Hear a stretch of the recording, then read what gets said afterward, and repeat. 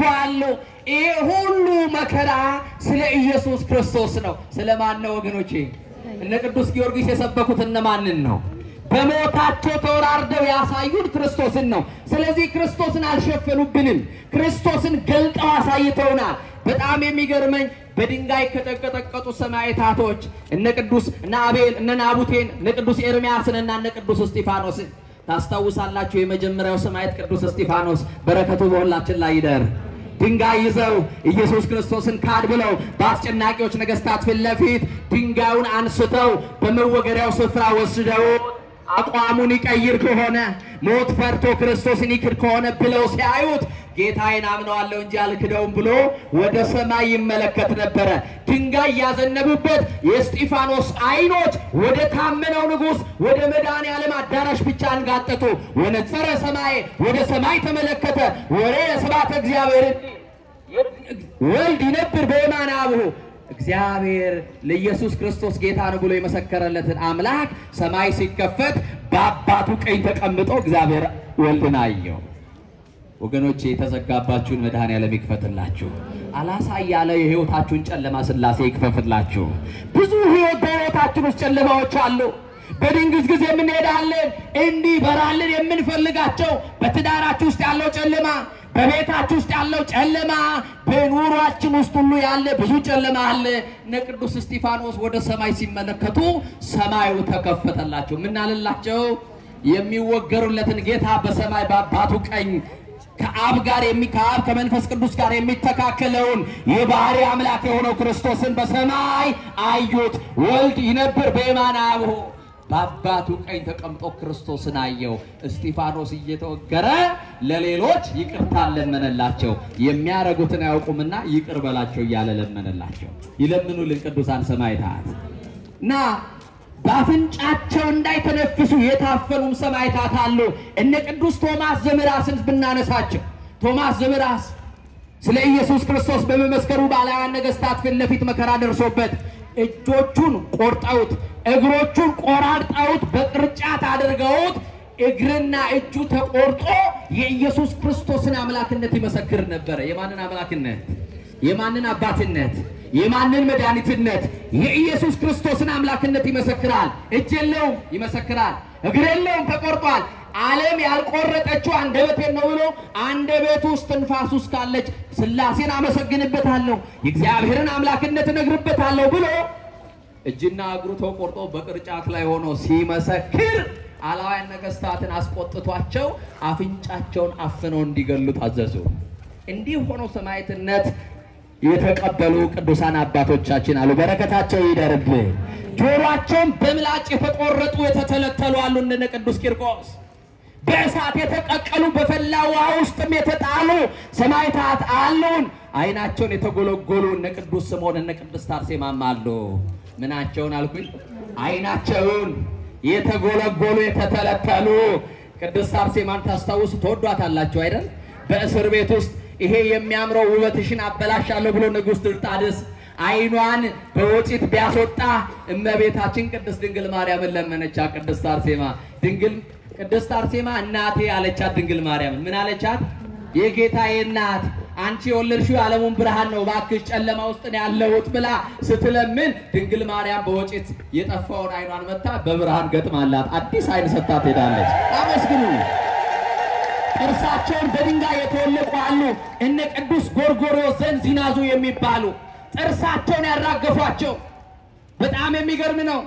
እነ ቅዱስ ዲዮስቆሮስ እነ ቅዱስ አትናቴዎስ በሮም አደባባይ ላይ በሰረገላ አስረው እጃቸውን የኋሊት አስረዋቸው ባፍጢማቸው ደፍተው ባንገታቸው ገመድ አስገብተው ይገርማል እኮ ኢየሱስ ክርስቶስን ካዱ ያለበለዛ መከራ እናጽናለን ብለው ፈጣን ሰረገላ መንኮራኩር ይዘው በሰረገላ ይጎትቷቸው ነበር እነ ቅዱስ ዲዮስቆሮስ የረገፈው ጥርሳቸውን የተነጨው ጺማቸውን ይዘው በደም ክርታስ ታሪክ ጻፉ በሮም ላሉ ጥቂት ክርስቲያኖች መከራ ፈርተው ክርስቶስን እንዳይክዱት በመከራ ውስጥ በፈተና ውስጥ እንዲጸኑ ዝንቱ እቱ ፍሬ ሃይማኖት ይሄ የሃይማኖት ውጤት ነው መገረፍ መጎተት መከራ መቀበል የሃይማኖት ውጤቱም ክብሩም ይሄ ነው እንዳትፈሩ ሞትን እንዳትፈሩ ነገስታቱ እንደው አንዴ ይገሉናል ዘላለም ይሞታሉ እኛ አንዴ ሞተን ግን ዘላለም እንኖራለን በሰማይ መኖራለን አባታችን ክርስቶስ በሰማይ ስፍራ አዘጋጅቶልናልና ያመናችሁትን አምናችሁ ባመናችሁበት ነገር ጸንታችሁ ቆዩ እያሉ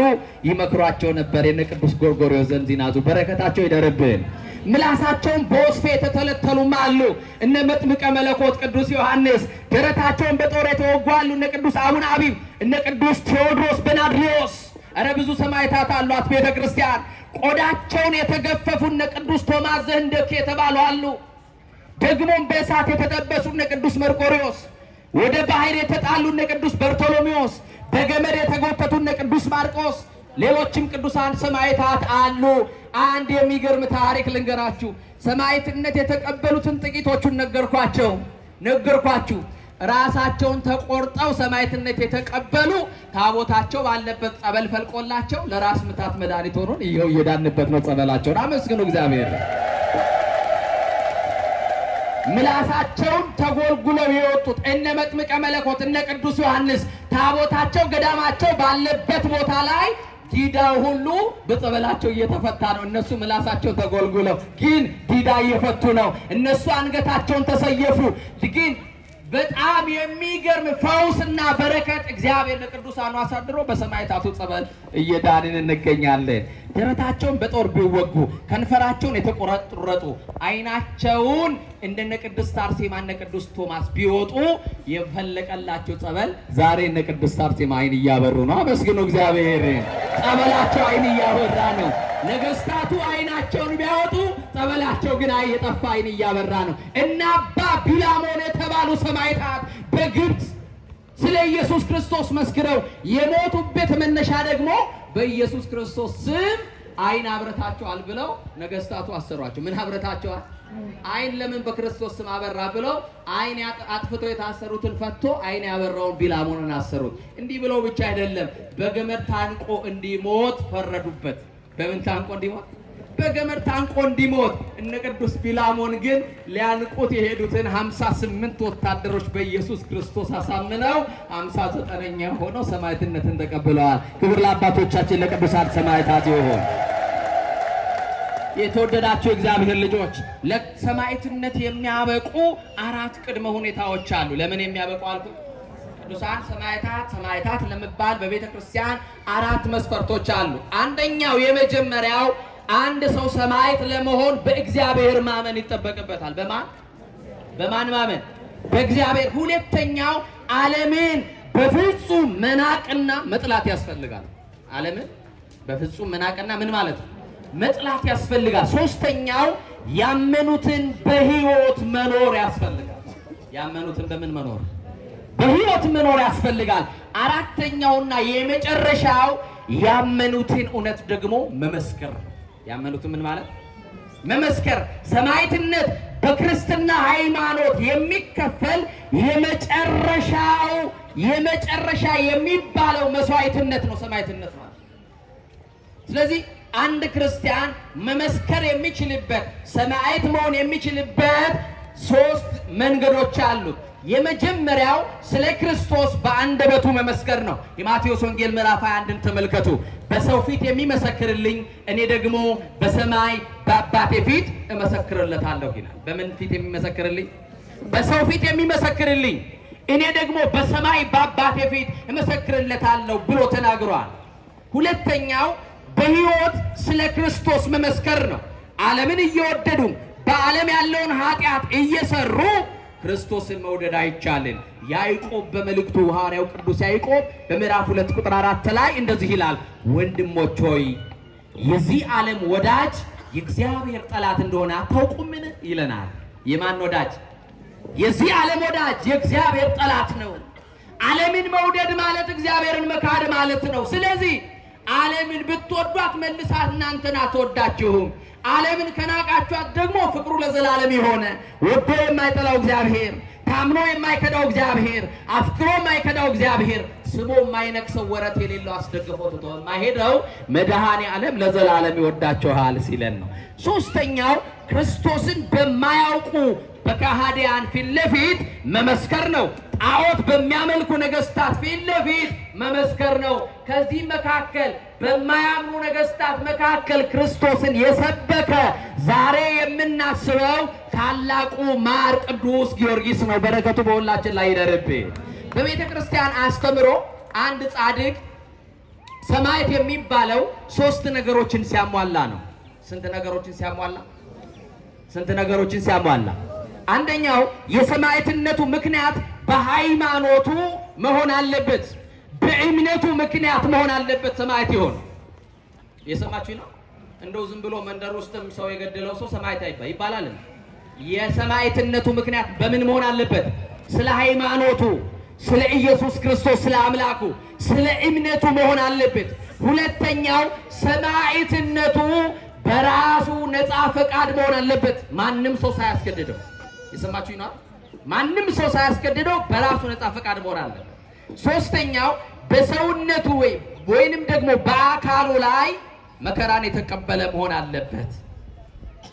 ምን መቀበል አለበት?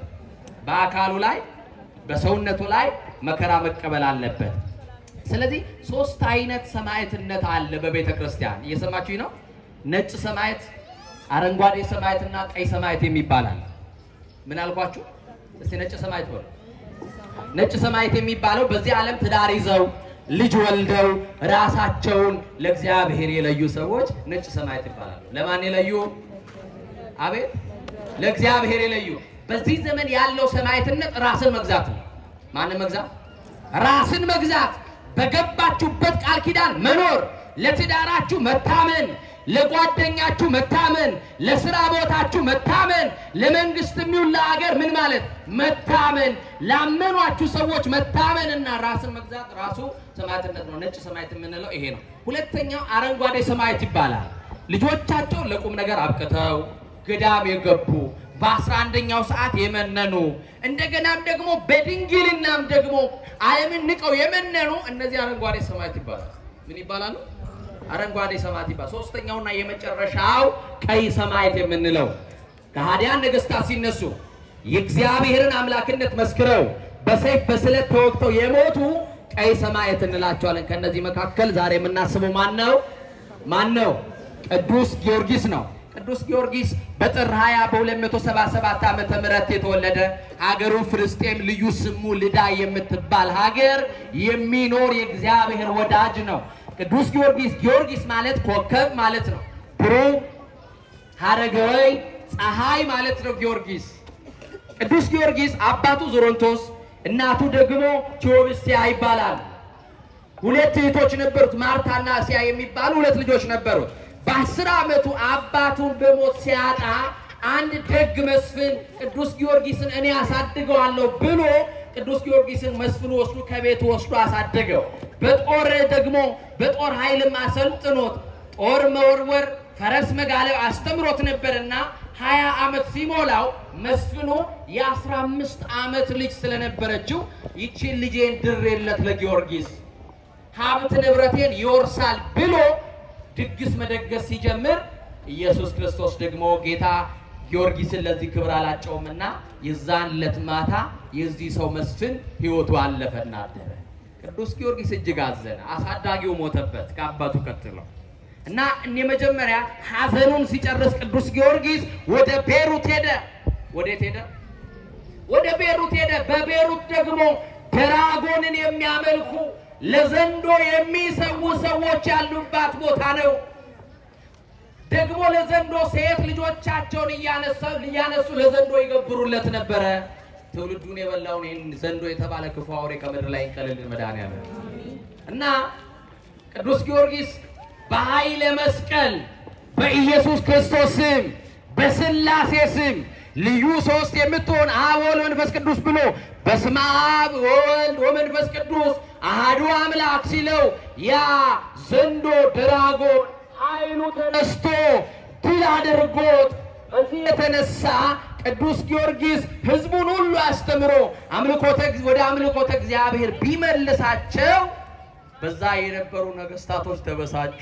ቅዱስ ጊዮርጊስ ከቤሩት ወደ ፋርስ ተመለሰ። ዱዲያኖስ የተባለ 70 ነገስታት ሰብስቦ 70 ጣዖታት አቆሞ ሲሰግድ ሲያሰግድ ቢያገኛቸው ለሃይማኖቱ ቀናይ ስለነበረ ማንንም ሳያስገድደው ወደ ቤተ መንግስቱ ገባና እንዲህ ብሎ መሰከረ። እኔ ክርስቲያን ነኝ ያለ በሉ በማለት አይሰማ እኔ ክርስቲያን ነኝ በሉ። ቀጥሉና በኢየሱስ ክርስቶስም አምናለሁ በሉ። ክርስቲያን ማለት በማን የሚያምን ነው? በማን የሚያምን ነው? እንዲህ ብሎ ስለ እምነቱ በሰባ ነገስታት ፊት ለፊት ኢየሱስ ክርስቶስን አምላክ ነው ብሎ በሱም አምናለሁ ጌታዬ ነው ብሎ በነፍሱ ተወራረደና መሰከረ። አሁን በዚህ ሰዓት ንጉሱ እንዲህ አለው፣ አንተማ ለኔ ታስፈልገኛለህ፣ በ10 አህጉር ላይ ሾመሃለሁ አለ።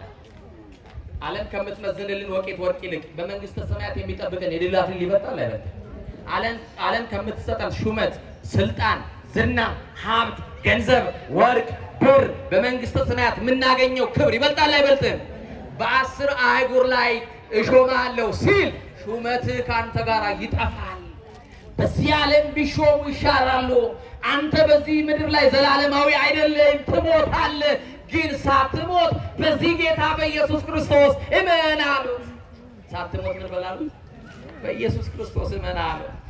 እዛ በኋላ እንዲህ አለ ንጉሥ፣ የኔ አጵሎንን አምልክ ብሎ ነገረው፣ ለጣዖቴም ስገድለት ብሎ ነገረው። ቅዱስ ጊዮርጊስ እንዲህ አለው፣ ለዚህ ጣዖትን ያልሰግድም፣ አይን እያለው ለማያይ ጆሮ እያለው ለማይሰማ ለዚህ ጣዖት ልሰግድ አልችልም ባለ ሰዓት ንጉሱ የሰው ልጅ ሊሸከም የማይችለውን መከራ ጸናበት በቅዱስ ጊዮርጊስ። ለማን አልሰግድም ስላለ? ለማን አልሰግድም ስላለ? አረ የሥላሴ ልጅ ሆነ ጠቋይ ቤት የምትሄድ የሥላሴ ልጅ ሆነሽ ቦረንትቻው ቤት የምትረግጭ ካለሽ አስማተኛ መንደር የምትሄዱ ድቤ ከሚደበደብበት ጨሌ ከሚገለበጥበት ቤት ከመድረሱ ከሥላሴ ውጪ አምላክ አለ ወይ? ምን አሳንሶናል? ምን አሳጥቶን ይሆን መድኃኔዓለም? የአስማተኞችን የጨለማን ስፍራ የረገጥ ነው መድኃኔዓለምን የካድ ነው ምን ከልክሎን ያውቃል ወገኖቼ? እንኳን ቁሳዊ ነገር ይቅርና ኢየሱስ ክርስቶስ ነፍሱን እንኳን አልሰጠንም ወይ?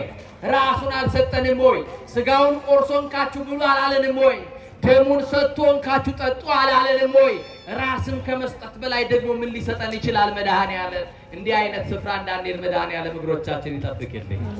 እና አሰቃየው ንጉሱ፣ በእንጨት አስቀቅሎ ስጋውን በመቃን አስፈተተው። ረጃጅም ችንካሮች ያሉበት የብረት ችንካር አስመጥቶ በችንካሮቹ ላይ እንዲረማመድ ሲያደርግ ኢየሱስ ክርስቶስ ታላቁን መልአክ ቅዱስ ሚካኤል ላከና ፈውሶት ሄደ። ክብር ለመድኃኔዓለም ይሁን።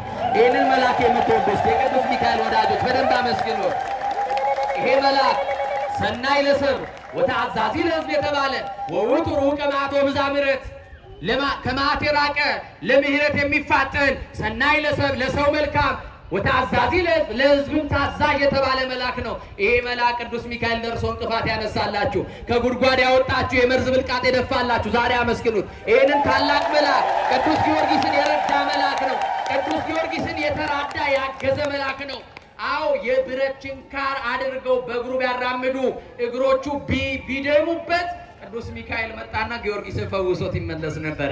አላውያን ነገስታት ሲያስጨንቁን እግዚአብሔር ለኛ ረዳት አድርጎ ይልክልን ማንን ነው? ቅዱስ ሚካኤልን ነው። ቅዱሳን መላእክትን ይላክልን። አሁን በሰባ ችንካር አስቸንክሮ በእሳት አስተልትሎ አናቱን በመዶሻ አስቀጥቅጦ በሆዱ ላይ የድንጋይ ምሰሶ አስሮ እንዲንከባለል አደረጉት። ደገሙና ይሄ ሳይበቃ እንደገና ስጋውን በመጋዝ አስተልትሎ፣ አያሳዝን? ስጋውን በምን አስተልትሎ? በመጋዝ አስተልትሎ ጨው ነስንሶበት ስጋው ተቆራርጦ ወደቀ። በዛች ሌሊት ጌታ ሚካኤልን አይደለም የላከለት፣ ጌታ መድኃኔዓለም ገብርኤልን አይደለም የላከለት፣ ራሱ የክብር ባለቤት መድኃኔዓለም መጣና ወዳጄ ጊዮርጊስ አለው። ኧረ ዛሬ ወዳጆቼ ይበለን፣ ወዳጆቼ ይበለን መድኃኔዓለም። ወዳጄ ጊዮርጊስ አይዞ ጽና አለውና ያንን የቆሰለው አካሉን በእጁ ዳሶ ፈውሶት እንዲህ አለው፣ ገና አለው ለስሜ 6 ዓመታት ትታገላለህ፣ 3 ጊዜ ትሞታለህ፣ 3ቱንም ጊዜ አነሳለሁ አለው። ይችላል አይችልም መድኃኔዓለም? ኧረ ይችላል መድኃኔዓለም። አመስግኑ። ሶስት ጊዜ ይገሉሃል፣ ሶስት ጊዜ ያነሳሃለሁ፣ በአራተኛው ቀን በአራተኛው ጊዜ ሰማዕትነት ተቀብለህ ታርፋለህ። ደግሞ በጣም የሚገርመው ቅዱስ ጊዮርጊስ መከራ ሲያበዙበት እንዲህ ብሎ ጸልዮ ነበረ። ንጉሥ ዱዳኖስን ሳላሳፍረው ጠላቶቻችንን ሳላሳፍር ነፍሴን አትውሰድ ብሎ ጸልዮ ነበረ። ልመናችሁን ይስማ መድኃኔዓለም። ጠላቶቻችሁን ያስታክስላችሁ። በበራችሁ ላይ አይጥ ገንዘው የሚጥሉባችሁን፣ ጉድጓድ የሚቆፍሩባችሁን፣ መርዝ ቢበጠብጡላችሁን፣ ጠልፎ የሚጥል ድንጋይ የሚያስቀምጡባችሁን ክፉዎችን መድኃኔዓለም ያስታክስላችሁ። የክፉዎችን እንቅፋት ከመንገዳችሁ ያስወግድላችሁ። የክፉዎችን ጉድጓድ መድኃኔዓለም ይድፈንላችሁ። የመርዙን ብልቃጥ ሥላሴ ይድፋላችሁ። እስቲ በደንብ አመስግኑ እግዚአብሔር። አይዞህ ብሎ አጽንቶት ሄደ። ዱዳኖስ ደንግጦ እንዲህ አለ፣ እኔ ጊዮርጊስን ላሸንፈው አልቻልኩም አለ። ይቻላል እንዴ? ንገሩኝ በማርያም። ከጊዮርጊስ ጋር ያለው ማን ነው? ሳይታገል የሚጥለው መድኃኔዓለም አለለት አለ ጊዮርጊስ። ጊዮርጊስን አልቻልኩትም፣ እስቲ የሚያሸንፍልኝ አለ። ዛሬም ጠላት ዲያብሎስን ያሸንፍላችሁ የሰማይ አሜን በሉ። አሜን። ምነው የልጅ ምርቃ ብላችሁ ነው? አሜን በሉ። አሜን። ጠላቶቻችሁን ያሸንፍላችሁ፣ ዲያብሎስን ይጣልላችሁ፣ አስማተኛውን ይጣልላችሁ፣ ተንኮለኛውን ይጣልልን። አዎ ቅዱስ ጊዮርጊስ አልቻልኩትም፣ የሚያሸንፍልኝ ካለ ወርቅ እሰጠዋለሁ አለ ንጉሥ። ምን እሰጠዋለሁ? ማንን ካሸነፈ? እኛ የምናውቀው ሮጦ ያሸነፈ ሰው ነው በሩጫ ዓለም ወርቅ የሚሸለመው። አሁን ግን ጊዮርጊስን ያሸነፈ ካለ ምን እሰጣለሁ አለ? ወርቅ እሰጣለሁ አለ። በጣም የሚገርም አትናሲዮስ የሚባል መሰሪ መሰግል ጠንቋይ ነበረ እና ይሄ መሰሪ እንዲህ አለ፣ ወርቅ የምትሰጠኝ ከሆነ ጊዮርጊስን አሸንፈዋለሁ አለ። ይቻላል ወገኖች? እናንተ የሚገፋችሁ ሳይኖር ቀርቶ አይደለም እኮ ያልወደቃችሁት፣ እየተገፋችሁ ነው። በጣም ይወረውራችሁ አለ። የገፋችሁ ሰዎች አቅም ስለሌላችሁ አይደለም የወደቃችሁት፣ በማይጥለው በመድኃኔዓለም እጅ ስላለ ነው። ክብር ለስሙ ይሁን። አው አቅም አለን አይደለም የምንለው፣ መድኃኔዓለም አቅማችን ነው። መድኃኔዓለም ምናችን ነው? አቅማችን ነው፣ ጉልበታችን ነው። እሱ ላይ የተደገፈ ሰው ሺህ ጠላት ቢከብ መውጫውና መግቢያክ እንኳን በጠላት ቢታጠርብ አንተ በሰላም የምትመጣው የምትወጣው የምትገባው ማስላለን ነው። እኔ በማታው ጉባኤ ተናግሬያለሁ። እኔ ቅዱስ ዳዊት ይገረምበታል። አንሰ ሰገብኮ ነው እንኮ ተንሳይኩስ እግዚአብሔር አንሳኛል። እኔ ተኛው አንቀላፋው እግዚአብሔር ደግፎኛልና ምን አልኩ ይላል። ነቃው ደጋፊያችን እግዚአብሔር። እስቲ አመስግኑት ባካችሁ። ደግፎ ያነሳችሁ መድኃኔዓለም። ሁላችንን ደግፎ ያነሳን ማን ነው? መድኃኔዓለም ነው። ታዲያ አትናቴዎስ የሚባለው ሆድን በጥብጦ አንጀትን ቆራርጦ የሚገድል መርዝ አዘጋጀ። ለማን ሊያጠጣ? ለቅዱስ ጊዮርጊስ። ለማን ሊያጠጣ? ደግሞ መርዝ ማዘጋጀት ብቻ ሳይሆን አስማተ ሰይጣን ደገመበት። የሰማችሁ ነው። ቅዱስ ጊዮርጊስ በልንካ ይሄንን ጠጣ ሲሉት የወንጌል ቃል አለ አይደለ? የሚገድል መርዝ እንኳን ብትጠጡ ምንም አትሆኑም ብሎናል መድኃኔዓለም። አይደለም እንዴ? አይደለም እንዴ? ስንት ቀን እንጀራ ላይ ተፈትፍቶ ኮጎርሰሃል፣ ማስላለ ተርፈናል።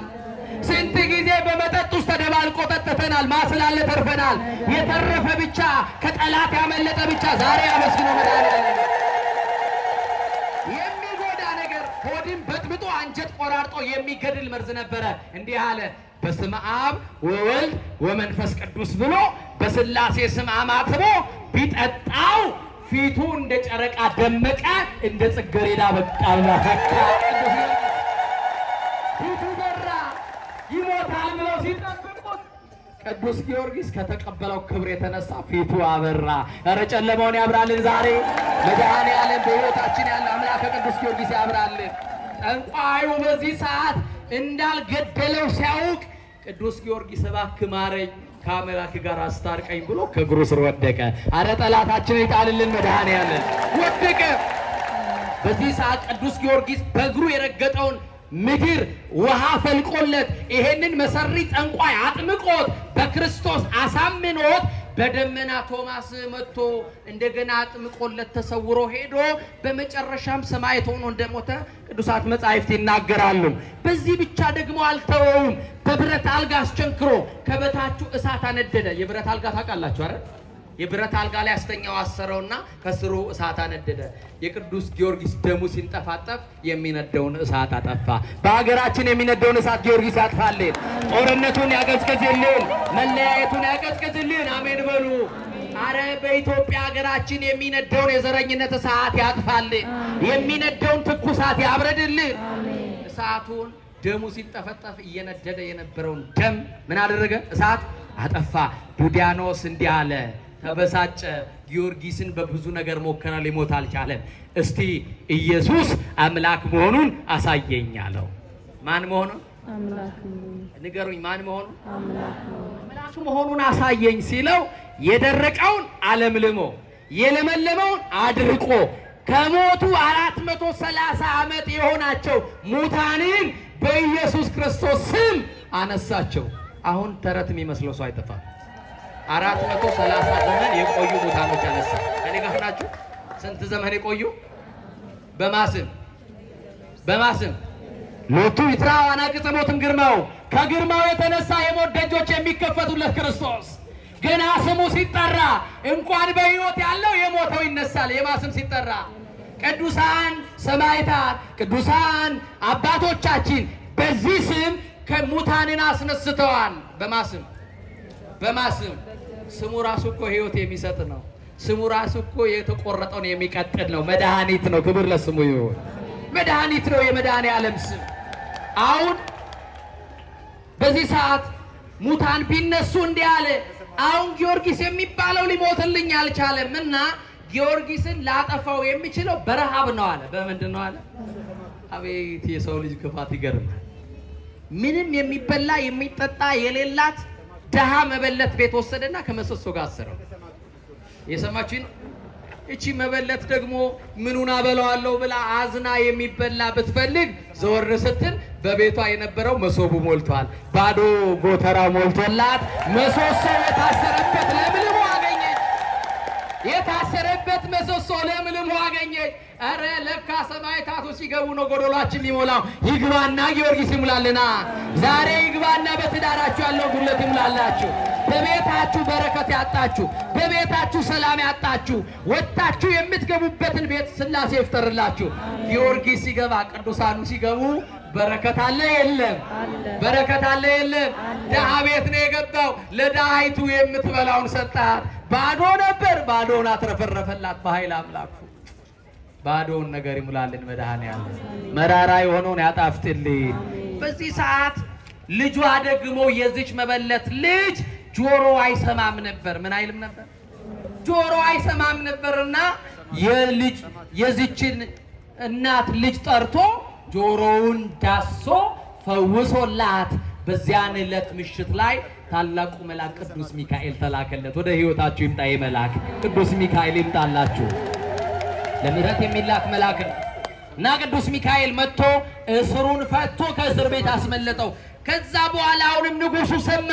በመንኮራኩር ፈጭተው ስጋውን እንዲበትኑ አመድ ዱቄት አድርገው እንዲበትኑት በደብረ ይድራስ ተራራ ላይ እንዲበትኑት ንጉሱ ትእዛዝ ሰጠ። ጊዮርጊስ በመንኮራኩር ተፈጨ። አጥንቱም ስጋውን ፈጩና በቃ አሁን አይነሳም ብለው ምን አደረጉት? በተኑት። ምን አደረጉት? እኔ ገርመኛል። ሲበተን ደንጊያው ሳሩ ቅጠሉ እንደዚህ የሚል ጽሑፍ አስገኙ። ቅዱሱ ለእግዚአብሔር። እስቲ በሉ እናንተ። አይሰማም? በደንብ ብላችሁ ሰማዕቱ ለክርስቶስ የኢየሱስ ክርስቶስ ሰማዕት የሚል ሳር ቅጠል ሁሉ ተጽፎበት ተገኘ። ስጋውን ቢበትኑት የኢየሱስ ክርስቶስን ስም ይዞ ተገኝተዋል። በዚህ ላይ በጣም የሚገርም ነው። በዚህም ደግሞ ኢየሱስ ክርስቶስ ለሶስተኛ ጊዜ አስነሳው። ለስንተኛ ጊዜ? ለስንተኛ ጊዜ? እንዴት ሰው ስጋው ተቆራርጦ አራቱ ባህሪያተ ስጋ እንደው ተለያይቶ ሰው ይነሳል የሚል ሰው እኮ አይጠፋም አይደል? እንደው በጣም ኤግዛጁሬት እያደረጉ ነው በቃ እንደው ግነቱ እንትኑ በዛ የሚል ሰው አይጠፋም በዚህ ዘመን። አልዓዛር የተነሳው እንዴት ነው? የአልዓዛር ትንሣኤ እህቶቹ ሲመሰክሩ ምንድነው ያሉት? 4 ቀን ሆኖታል፣ መሽተት ጀምሯል፣ ሰውነቱ መፍረስ ጀምሯል። ያ ማለት አራቱ ባህሪያተ ስጋ ምን ብሏል? ተለያይቷል። ለእግዚአብሔር ይቻላል አይቻልም? አልዓዛር ፈርሶ እያለ ክርስቶስ በአዲስ አላነሳውም? አንስቶታል። አቤት አልዓዛርን ያነሳ ጌታ ዛሬም በቅዱሳኑ እያደረ ሙታን ያነሳል አያነሳም? ኧረ የሞተብን ነገራችን ሁሉ እንደገና ያነሳልን መድኃኔዓለም ይችላል። መድኃኔዓለም አሁን የመጨረሻውን ሰማዕትነት እንዲህ አለ። በቃ ለጣዖቴ አንድ ጊዜ ብቻ ስገድ ብሎ ነገረው። ከዛ ቅዱስ ጊዮርጊስ እንዲህ አለው የሰማችሁ ነው እሰግዳለሁ አለ ምን እላለሁ እሰግዳለሁ ንጉሱ አላምንም በሀገሩ ላይ አዋጅ ንገሩ ጊዮርጊስ ለጣዖቴ ሊሰግድ ነው ብላችሁ አዋጅ ንገሩልኝ ብሎ አዋጅ በሀገሩ ላይ አሳወጀ ቅዱስ ጊዮርጊስ ማታውን ስራ ሲሰራ አደረ በንጉሱ ቤት የንጉሱ ሚስ አትነ ምን አረጋት መሰላችሁ የንጉሱን ሚስ ስለ ኢየሱስ ክርስቶስ ሲያስተምራት ስለማን ስለ ኢየሱስ ክርስቶስ አምላክነት ሲያስተምራት የባህሪ አምላክ እንደሆነ ከሶስቱ አካላት አንዱ ቅዱስ ከሰማይ የወረደው ሰውን ሥጋ የለበሰው በመስቀል ላይ የተሰቀለው ሞቶ የተነሳው ዳግመኛ ለፍርድ የሚመጣው ክርስቶስ እንደሆነ አምላክ እንደሆነ ጌታ እንደሆነ አስተማራት በአንድ ቀን ምሽት የንጉሱ ሚስት አሳመኗት አደረ በስንት ቀን ንጉሱ የሚጠብቀው ለህዝቡ በተሰበሰበበት ለምኑ ይሰግዳል ብሎ ነው ለጣዖት ይሰግዳል ብሎ ነው እንዲህ ያደረገ አንድ ብላቴና ጠራና ሂድ ጣዖቱን የኢየሱስ ክርስቶስ አገልጋይ ጊዮርጊስ ይጠራሃል ብለህ እዘዘዋል ምኑን ጣዖቱን እኮ ነው ያለው እየሰማችሁ ነው ማዘዝ ይችላሉ አይችሉም ሁሉ ይታዘዝላቸዋል አይታዘዝላቸውም በጣዖቱ ላይ አድሮ የነበረውን ክፉ ጋኔን ያዘው በምኑ ላይ ህዝቡን ሁሉ ስውታን ያደረገ ያሳሳታቸው ህዝቡን ሁሉ ያሰግዳቸው ከአምልኮተ እግዚአብሔር ያራቃቸው ያንን ክፉ አጋንንት እኔ ማን ነኝ ደግሞስ ጌታዬ መድኃኒቴ ኢየሱስ ክርስቶስ ማን ነው ብሎ አናዘዘው ኢየሱስ ክርስቶስ ጌታ ነው ይሄ ጣዖት በሰው እጅ የተጠረበ ነው አይን ያለው የማያይ እጅ ያለው የማይዳስስ በጉሮሮ የማይናገር በሰው እጅ የተቀረጸ ነው ብሎ ተናግሮ የኢየሱስ ክርስቶስን አምላክነት ከተናገረ በኋላ መሬት ተከፍታ ተዋጥ አለው በዚህ የተነሳ የንጉሱ ባለቤት እንዲህ ብላ ተነገረች እባክህን በኢየሱስ ክርስቶስ እመን አለችው ራሷ ጊዮርጊስ አሁን ስብከቱን ሲያቆም ያሳመናት ሴት አድራ ሰባኪ ሆና አደረች እየሰማችሁ ነው በማን እመን አለችው በኢየሱስ በዚህ ተናዶ የጊዮርጊስ ሳይበቃ ደግሞ አንቺ በክርስቶስ እመን ትይኛለሽ ብሎ ምን አደረጋት ተሰቅላ እንድትሞት ሚስቱ ላይ ፈረደባትና በሰማዕትነት ሞተች ማንን አምናው መጀመሪያችን ብቻ አይደለም መጨረሻችንም ክርስቶስ ይሁንልኝ የመጨረሻችንም እድል ፈንታችን ክርስቶስ ነው ማን ነው ከሱ ውጭ አምላክ አለን ጌታ አለን መሄጃ አለን መሸሻ አለን መጠለያ አለን አንተ ስም እስካይ አንተ በሉት መጠጊያዬ ነው በሉት ተጠጉበት መድኃኒዓለምን ተጠለሉት መድኃኒዓለምን የሚያስጠጋ ክንዳለው የሚያስደግፍ ክንዳለው በዚህ ሰዓት ከሷ ቀጥሎ ቅዱስ ጊዮርጊስን አንገቱን በሰይፍ ብሎ ሰማዕትነት ተቀበለ ደም ውሃ ወተት ካንገቱ ፈሰሰ ምን ፈሰሰ አባቶቻችን ሌሊት በማህሌት ደም ወማይ ወሃሊብ ምነከሳዱ ፈልፈለ ያሉ ሲዘምሩ ነው ያደሩት ቅዱስ ጊዮርጊስ 7 አክሊላትን ተቀብሎ ቃል ኪዳን ከፈጣሪው ስምህን የጠራውን ዝክርህን የዘከረውን በቤተ ክርስቲያንን ያነጸውን መባ የሰጠውን መጋረጃ አስራት በኩራት ለቤተ ክርስቲያን የሰጠውን ሁሉ እምርልሃለሁ አንተ ከገባበት አስገባልሃለሁ ዘጸዋ ስምከው ዘገብረ ተስካርከ ምህር ለከ ስምህን የጠራውን መታሰቢያን ያደረገውን ሁሉ እምርልሃለሁ በበዓል ቀን በእጁ ያጨበጨበውን ባፉ ልል ብሎ ያመሰገነውን ሁሉ እምርልሃለሁ እስቲ አመስግኑ አምላከ ጊዮርጊስ ሁላችንም ይማረን በዚህ ዕለት ታማኝ ወዳጅ ቅዱስ ጊዮርጊስ የዕረፍቱ መታሰቢያ ነው ዛሬ በመንግስት በገነት እንደ ፀሐይ ደምቀው እንደ ጨረቃ አብርተው ቅዱስ ጊዮርጊስ ይገኛል ማለት ነው ዛሬም በህይወታችን ያለውን ጨለማ ያበራልናል ቅዱስ ጊዮርጊስ ሀገራችን ኢትዮጵያ ገበዝ ነውና ለኢትዮጵያ በኢትዮጵያ ውስጥ ያለውን መከራውን ችግሩን መፈናቀሉን ጦርነቱን የእርስ በርስ መባላቱን ሁሉ አምላከ ቅዱስ ጊዮርጊስ ያርቅልን የተማርነውን ትምህርት በልቦናችን ያሳድርብን ቆየ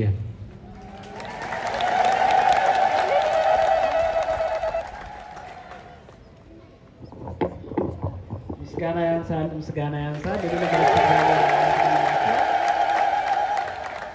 እግዚአብሔር አምላካችን በመምህራችን ላይ አድሮ ስላስተማረን ስለገሰጸን ስሙ የተመሰገነ ይሁንልን እኛም የሰማነውን ቃል በልቦናችን ያሳድርብን እግዚአብሔር አምላካችን ለፍሬ ያድርግልን እግዚአብሔርን አመስግኑ እግዚአብሔር ልጆች ተዘዝላችሁ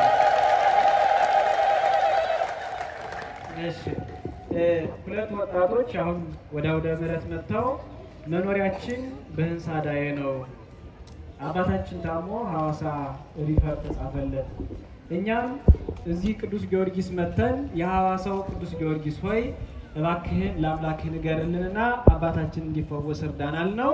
እነሆ አባታችን ዳነ፣ ተፈወሰ። እኛም በወጣትነት ገንዘባችንን ዕጣን፣ ጧፍ፣ ሻማ ይዘን መተናልና እግዚአብሔርን አመስግኑን ብለው እግዚአብሔርን አመስግኑላችሁ።